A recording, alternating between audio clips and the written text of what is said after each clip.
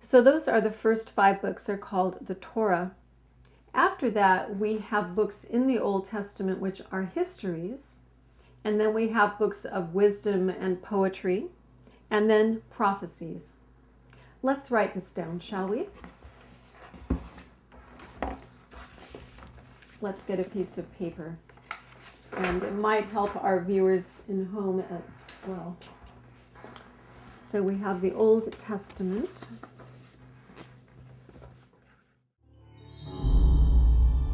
The Old Testament has 39 books, including the Law, Torah, history, 5 books of poetry, 17 books of prophecy. That includes the Law, which is known as the Torah, or Torat in Arabic. Then we have histories, and we have poetry, and the prophets. The Old Testament, which is, could you say that for us in Arabic, please? Old Testament. العهد القديم. So we have the 5 books of the law, or the Torah.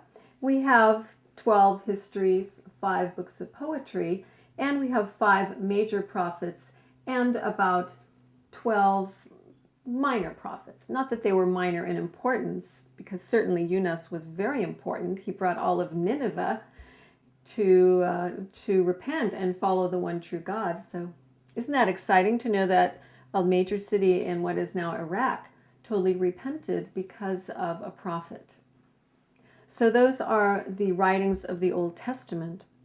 If we want to know how the world was created and where we came from, what book would we start with? Do you remember?